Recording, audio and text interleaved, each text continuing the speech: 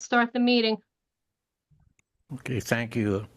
The regular meeting for Wednesday, May 14th, 2025, for the Piscataway Planning Board will now come to order. Mr. Barlow, are we in compliance for this meeting this evening? Yes, Reverend Kenny. In keeping with the guidelines promulgated by the Department of Community Affairs, the Planning Board has tried its best to comply with the Open Public Meeting Act and the guidelines issued with regards to same.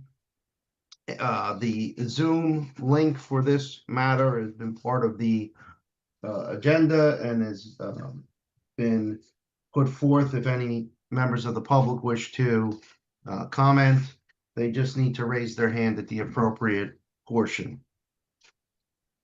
Thank you, Reverend Kenny. Attorney Barlow. Notice of this meeting was published in the Courier News, notice posted on the bulletin board of the municipal building, notice made available to the township clerk, notice sent to the Courier News and the Star Ledger. Will the clerk please call the roll? Mayor Waller, Present. Councilwoman Cahill, Here. Ms. Corcoran. The one's here. Ms. Saunders, Yes. Reverend Kenny, Here. Mr. Atkins, Here. and Mr. Echeverria. Here. Okay, item number 6, we all recite the Pledge of Allegiance. Pledge allegiance I pledge allegiance Allegiance to the flag to the flag of the United States of States America, of America. to the republic for which it stands, Stands one nation, under God, God, indivisible, with liberty liberty, and justice for all. for all. May we have the swearing in of a professional? Okay, can you please raise your right hand? Do you swear that the testimony about to give will be the truth and nothing but the truth? I do. Thank you. Attorney Barlow, is there any changes in the agenda tonight? Tom, you're muted. You didn't get Tom, to hear me is there any say, changes Reverend in Kenny, the agenda? my understanding is there's no changes to the agenda. Thank you, sir. Thank you. Anyone the order to pay the bills? Chairman, I'd like to make a motion to pay the bills. Do I get a second? Second, Councilwoman Cahill. Thank you. Roll call. Mayor Waller, Yes. Councilwoman Cahill, Yes. Ms. Corcoran, Yes. Ms. Saunders, Yes. Reverend Kenny, Yes. Mr. Atkins, Yes. and Mr. Echeverria. Yes. Number 8. Okay. I'd like to memorialize the action taken on April 9th, 2025, application 25PB01, Piscataway Centennial Developers LLC preliminary and final site plan. Would I get a second? Mr. Atkins, second. Okay. Mayor Waller, Yes. Councilwoman Cahill, Yes. Ms. Corcoran, Yes. Ms. Saunders, Yes. Reverend Kenny, Yes. Mr. Atkins, Yes. and Mr. Echeverria. Yes. Number 9, and I get a motion, adoption of the minutes from April 9th, 2025 minutes. Chairman, I'd like to memorialize the minutes from the regular meeting of April 9th, 2025. Can I get a second? Mr. Atkins, second. Mayor Waller, Yes. Councilwoman Cahill, Yes. Ms. Corcoran, Yes. Ms. Saunders, Yes. Reverend Kenny, Yes. Mr. Atkins, Yes. and Mr. Echeverria. Yes. Okay. Number 10. Redevelopment plan for block 5701, lot 11, shown on the tax map 57 of the Piscataway tax map, commonly known as 1700 South Washington Avenue. Mr. James Clarkin.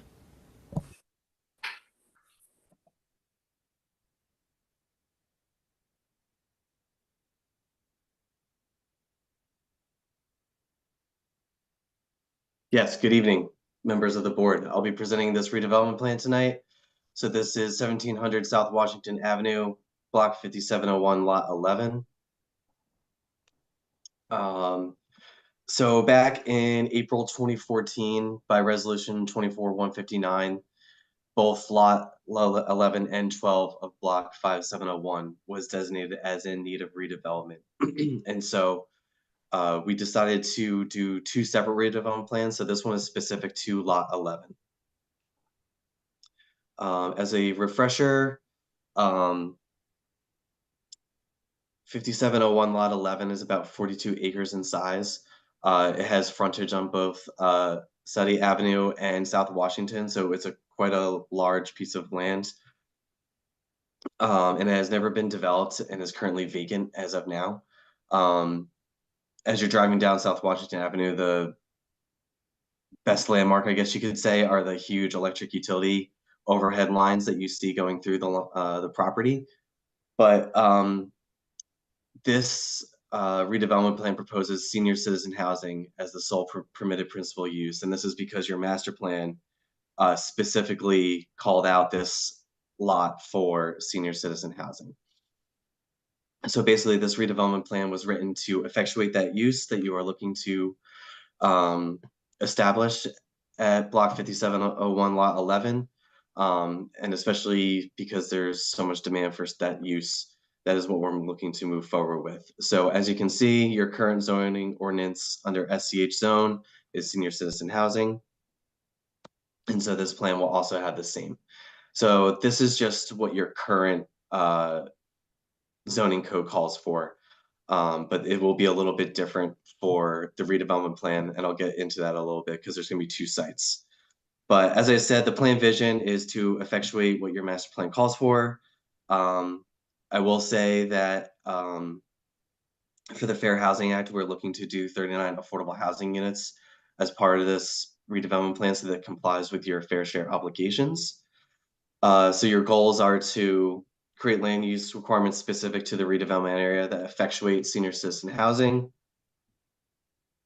We want to encourage redevelopment and increase tax rateables, develop financial and regulatory incentives, including tax abatement, and provide for senior citizen housing that provides several housing products, including standalone single-family homes and rental units, and as well as affordable units.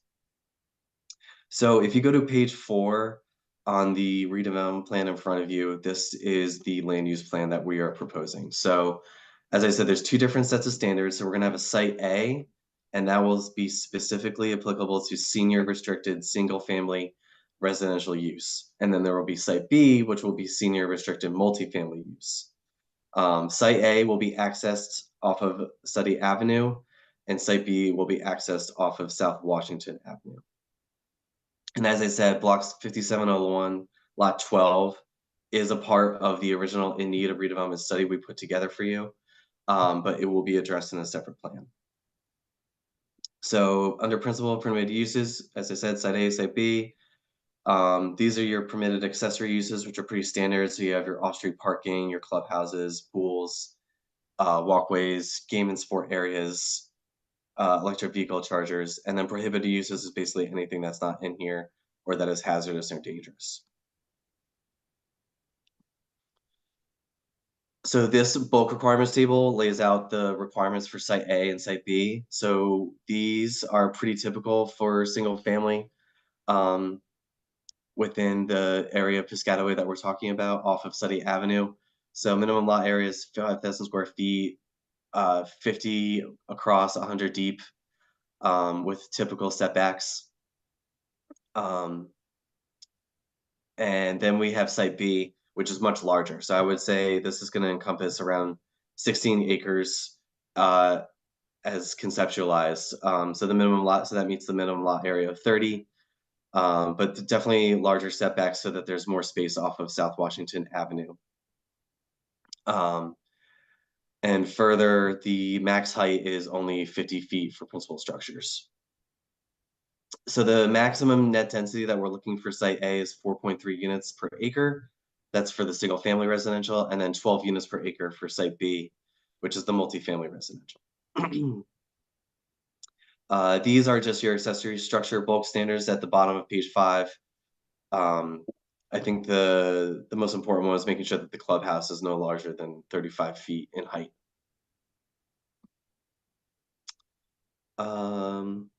So C and D is like pretty typical language. We're saying that it's an appropriate land use and the density is appropriate. And then we get into traffic. So if they bring any potential redeveloper that brings a site plan to your board, they will have to do a traffic impact analysis. As always, we require the 5-foot wide pedestrian sidewalks around the site. And I think we're even asking for a pedestrian pathway for the multifamily site.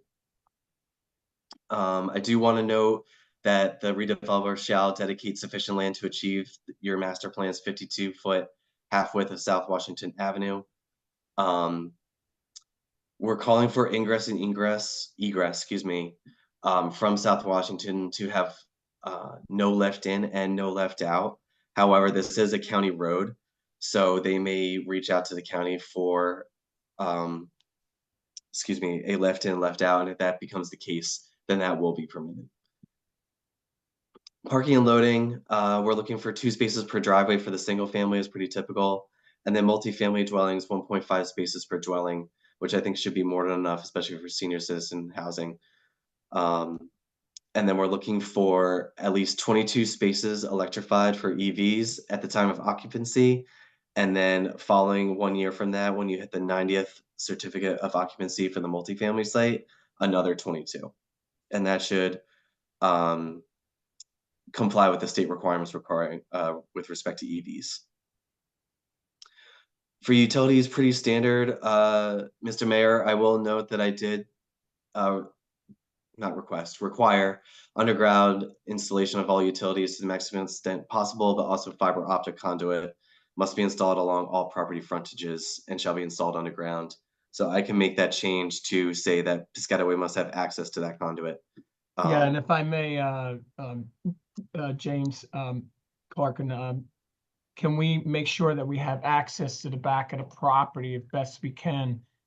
So if we ever had to run fiber optic from the ecological park across the street, we'll be able to connect up over to the municipal complex a lot easier instead of going all the way down Centennial and then around. Okay, yes, I can add those 2 things. Stormwater, yeah, the stormwater improvements will be required as usual. Solid waste is pretty typical. So for signage, we're looking for 1 freestanding monument sign for the residential projects. On lot 11. So for the South Washington entrance. So that one will be no more than 6 feet in height and 32 square feet in size. And then you'll have your typical directional signs within the parking lot and for the ingress and egress. Lighting, we're just saying the high mast light poles can't be any higher than 25 feet. They have to be LED and not cause any glare. Landscaping, deciduous shade trees. We're looking for a ratio of 1 tree per 1,000 square feet of parking space. And we're looking to make sure that anything planted consists of no less than 70% native species. And if anything dies, they have to replace it within 2 years. Okay, so page 9 starts additional design standards. I do want to touch on a couple of important ones. Fences for the multifamily site will be either located in the rear or the side and be no more than 6 feet. But for site A, they have to comply with your zoning ordinance with respect to fences. Color and design of the principal structures shall be acceptable to your planning staff if they ever come before your board. As I mentioned, we want a paved and illuminated walking path 5 feet in width to be constructed around the perimeter of the multifamily structures. And that would be in addition to the sidewalks along South Washington Avenue. Now, letters J, K, and L, I'm not going to read all this because it's a little technical, but basically what we're looking for is called a surface access and temporary construction easement. And what this is really looking to do is make sure that the redevelopers of lot 11 and lot 12 are sharing the access in terms of construction, maintenance, snow plowing, anything that might be required to maintain it, to make sure the residents of both lots have access throughout the entirety of the development, but to make sure that they're taking care of it too. So that's really what is being accomplished with letter J. And then K is a similar story. I mentioned that one freestanding sign at the entrance to South Washington Avenue. That sign will also be shared. So that will be the sign easement that both redevelopers will have to work together on in terms of constructing, maintaining, and repairing. And then finally, L is to make sure that access is available to the clubhouse, the outdoor swimming pool, to all residents of Lot 12 and Lot 11. Environmental assessment, there are existing wetlands on the property. The redeveloper is responsible for meeting NJDEP requirements regarding that. The concepts I've seen seem to avoid the wetlands. Plan consistency review, as I mentioned, this is directly matching what your master plan is looking for. There's no nearby municipalities that we have to worry about. It meets the state plan. And I think that's really everything I wanted to touch on. There's, as I mentioned, I'll go to the last couple bullets on page 14. We are requiring 39 affordable units. Nothing needs to be acquired in fee simple, so we don't have to really relocate any residents or businesses. This is a non-condemnation redevelopment plan, and the redevelopment plan shall be binding upon the correct owner of block 5701 lot 11, its heirs, successors, and assigns. And once again, the access easement and sign easement shall be for the benefit of the current owner of block 5701 lot 12, its heirs, successors, and assigns. And just for a quick visual, so site B, South Washington Avenue, will be over here, and then site A is on over here where Study Avenue is. So I can take any questions. Chairman, if I may, Mr. Clark, just a couple of things. So what's the reasoning behind the differences in the fence, situation here between the two lots for this redevelopment plan? Why is one saying it's following the township ordinances, but the other not, and talking about a 6-foot fence in the backyard or side yard, I think you had up there. I'm not sure. I think we just wanted to make sure, because your zoning ordinance code is specific to single family, and we wanted to be consistent with that, so that fencing in site A matches what's currently out there now. And site B, I think we just didn't want any fencing in the front yard, like along South Washington. Okay, so essentially it's not that site A, are we talking about now? That they don't have to abide by ordinance, is that you're designating the only places where a fence can be. For site B, yeah, for the multifamily. For B. Yep. And then the size of the lots is the differences in the reasoning behind it because of the size of one lot versus the other in its capacity, or? Yeah, exactly. So the multifamily site encompasses a lot more land area, so they needed a bigger minimum lot area requirement, whereas site A is more in line with what you see in that. Oh, single family. For the single family, exactly. So the differences are between multifamily and single family.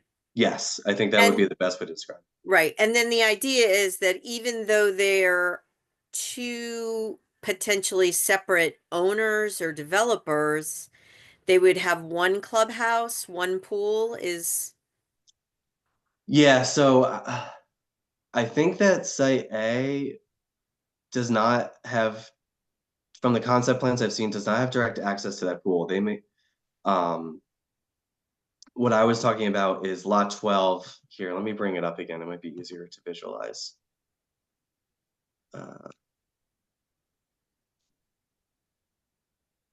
Oops.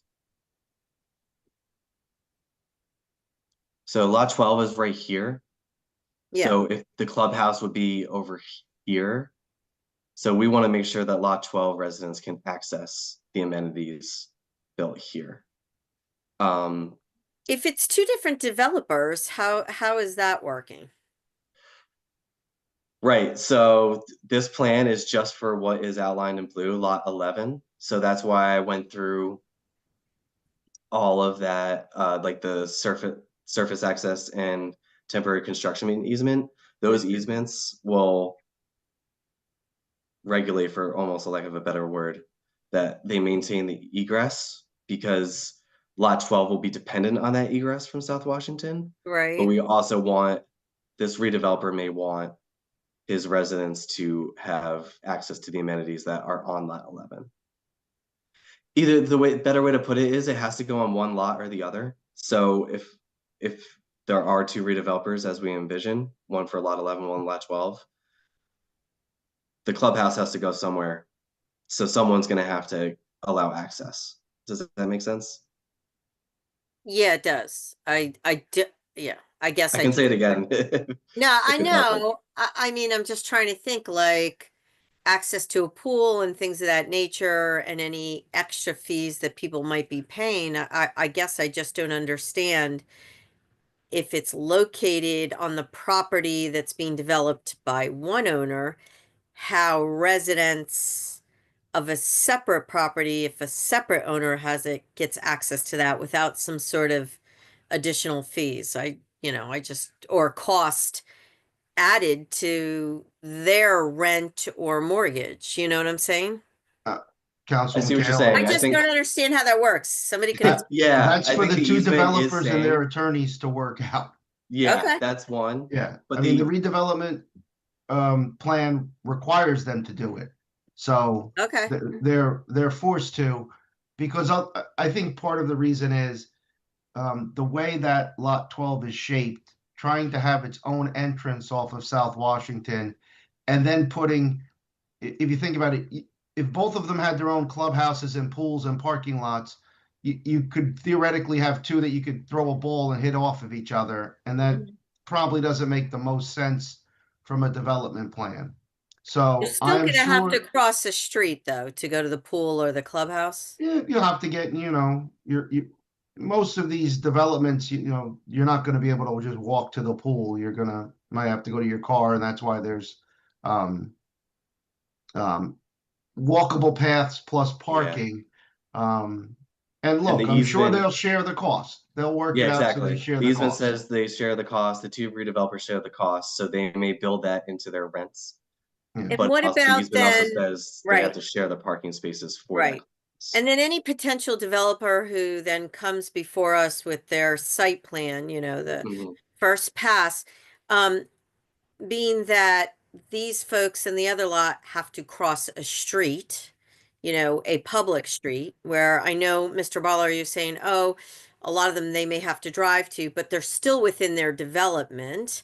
These folks in the other area would have to cross the street. So, I guess my question is, well, I have a couple of questions is this board going to make sure that that street has potentially maybe some extra walk paths, some security, I don't know. I'm just, Those are great ideas, and that will be worked into, I'm sure, by the municipal staff reports when there's an actual plan to make sure that all that's effectuated. Because those are great questions. They're just not ones that can right. really be answered right now. But you're right, Well, I mean, we're voting on this redevelopment plan as it stands. So what we are saying is that seniors across the street, if they want to go to a plaza, are crossing a public street with their vehicle or their bodies.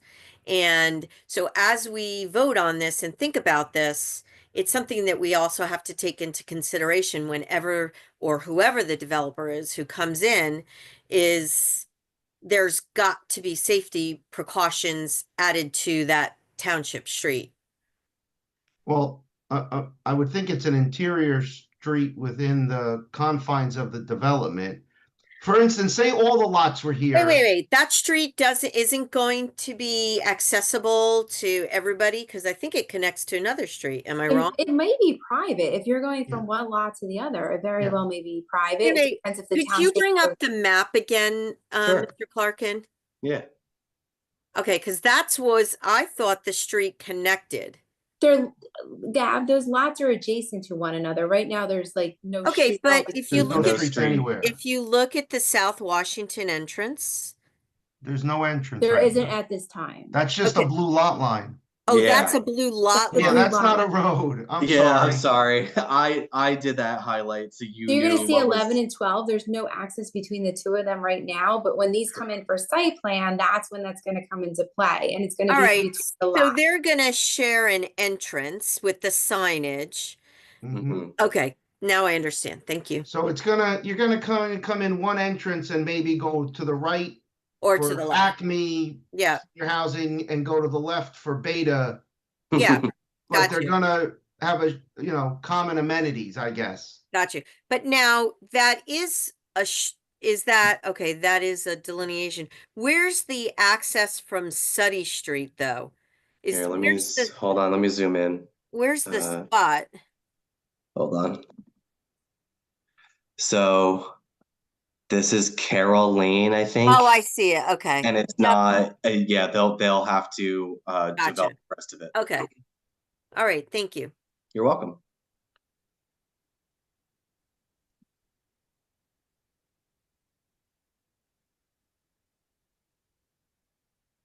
Excuse me. Any Okay, other is there any more questions? questions for sorry. Mr. Clarkin?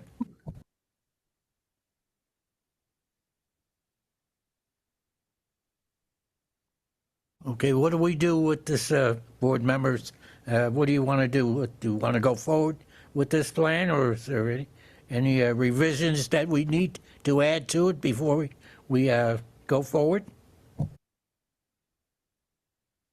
I think the plan encompasses those additional comments that the mayor indicated with regards to the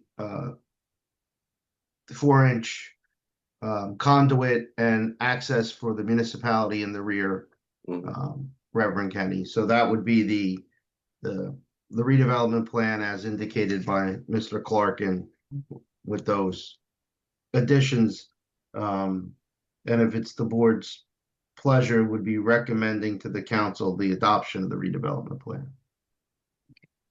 Okay, who wants to? Well, we Go do for need to open it to You the need to public. open to the public though first, Reverend Kenny. All right, open to the public. Anybody in the public? They have any questions or comments on the redevelopment plan? No one, Chairman. Okay. What do I hear from the board? What do you want to do? You want to refer this or go forward with this Call plan? for a vote. Call for a vote. All those in favor? No, we Well, need, we need a motion first. You want to make a motion? All right. Mr. Chairman, So this was is it. Councilwoman Make a Cahill. motion. I'll make a motion that we refer this redevelopment plan to the council, township council for. Or approval. Carol Saunders, second. Thank you. Yeah, that's what I was asking for a vote. Okay, we thank got you. you. Mayor Waller, Yes. Councilwoman Cahill, Yes. Ms. Corcoran, Yes. Ms. Saunders, Yes. Mr. Atkins, Yes. Mr. Echeverria, Yes. and Chairman Reverend Kenny. Yes. Reverend like- Kenny, I believe Ms. Saunders has a resolution memorializing same for referral. Okay, Mr. Chairman, I'd like to memorialize a resolution recommending adoption of the redevelopment plan for 1700 South Washington Avenue. I hear a second.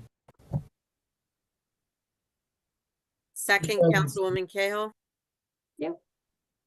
Mayor Thank you. Waller, Yes. Councilwoman Cahill, Yes. Ms. Corcoran, Yes. Ms. Saunders, Yes. Reverend Kenny, Yes. Mr. Atkins, Yes. and Mr. Echeverria. Yes. Approved. Thank you, board members. Mr. Clark, and I would like to thank you for this extensive report because the fact that it was two developers developing this plan, and I see this parcel of land being put to good use for Piscataway residents, seniors, and for housing project. And thank you very much for this extensive report. You are very welcome. Thank you. Okay. Do I have a motion for adjournment?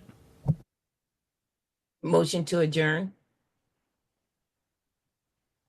Do I have a second? All those in favor? Aye. Aye. Aye. Ayes have it. Thank you, board members. Thank Good you. night. Thank Thank you, you, Reverend Mr. Kenny. Chairman. Have a good night, everyone. Yeah, everybody